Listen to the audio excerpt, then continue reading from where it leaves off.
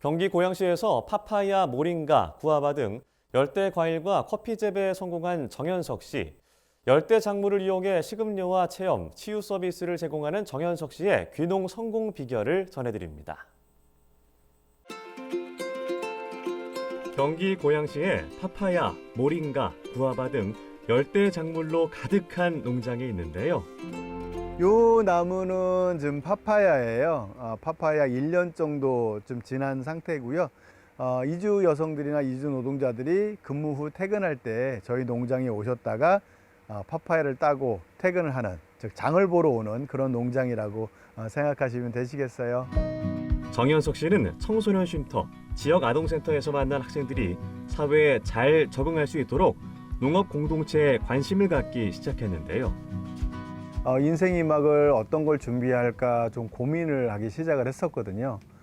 그러던 와중에 사회복지를 좀 공부를 하게 되고 지역사회에 관심을 갖기 시작을 했어요. 사회복지 분야를 공부를 하다 보면 필수적으로 지역사회에 저희가 실습을 나가게끔 되어 있는데 그 안에서 제가 바라봤던 것이 청소년 쉼터였습니다.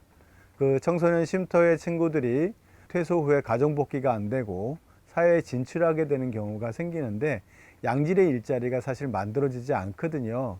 그래서 그런 뜻에서 내가 한번 농업 분야에서 이런 일을 해보면 어떨까라는 생각에서 사실 남들이 하지 않는 그 작물이기 때문에 경쟁에도 조금 자유로울 것 같아서 열대작물, 그중에서도 커피를 제가 재배하기 시작을 했고요. 2012년 DMZ 근처 파주시에 첫 농장을 지어 커피나무를 재배하기 시작한 정현석 씨. 국내 커피 시장이 꾸준히 성장하자 경쟁력이 있다고 판단해 귀농작물로 커피나무를 선택한 건데요. DMZ에서 첫 농사 지을 때 큰 태풍이 2번이나 왔어요. 그리고 겨울에는 영하 25도까지 기온이 내려갔어요. 그래서 아무리 난방을 많이 잘 한다고 하더라도 커피나무가 한 3분의 2 정도 사실 죽어나간 게 사실입니다. 그런데 3분의 2가 죽었으니까 그만해야 되겠다, 아니면 옮겨야 되겠다 이런 생각보다는 3분의 1이 살아남았네? 그러면 조금만 보완을 하게 되면 충분히 이 아이들을 키워낼 수 있지 않을까라는 생각을 갖게 됐습니다. 정현석 씨는 기후변화로 인해 열대작물 소비가 늘어날 거라 판단했는데요. 특히 커피를 생산하면서 자연스럽게 공정무역과 이주 노동자에 대한 관심을 갖게 됐습니다. 사실 우리 주변에 열대작물 관련된 교과서가 거의 없습니다. 그러다 보니까 자연스럽게 외국을 나가야 되는 그런 상황이 빚어지기도 했고, 또 외국 친구들이 올려주는 유튜브 방송을 통해서 사실은 스킵을 하기 시작을 했습니다. 가끔씩 조언을 해줬던 게 큰 힘이 되었습니다. 우리나라에 이주노동을 오셨던 선생님이 계세요.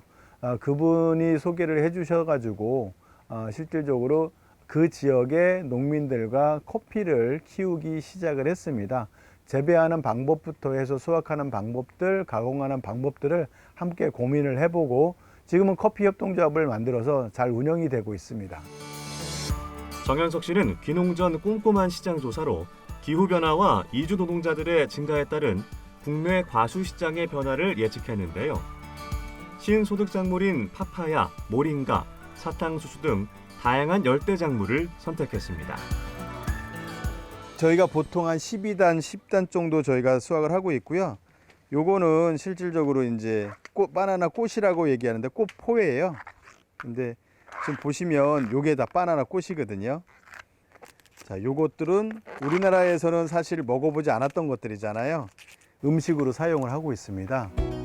이곳에선 낯설고 신기한 열대작물을 구경하는 것은 물론 파파야로 만든 태국식 샐러드 솜땀부터 깍두기, 피클 만들기 등 다양한 요리 체험도 가능한데요.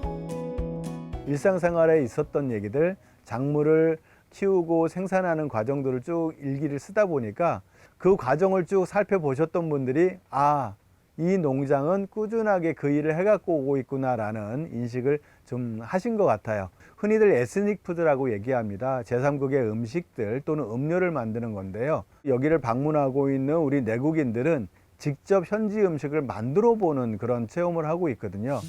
정현석 씨는 커피 원두를 생산하는 것은 물론 열대 작물을 활용해 다양한 가공식품 개발에도 힘쓰고 있다는데요.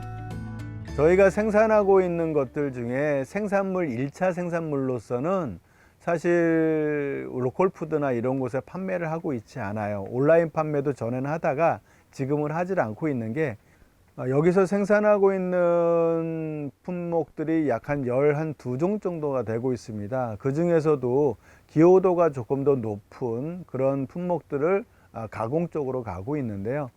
저희가 커피로 시작을 하다 보니까 공정무역 커피와 블렌딩한 커피 드립백을 현재 만들고 있습니다. 정현석 씨는 열대작물을 이용한 관광 체험 농장으로 확장한 것은 물론 커피 드립백, 모링가 장아찌 등 다양한 가공식품을 만들어 소득을 다각화했습니다.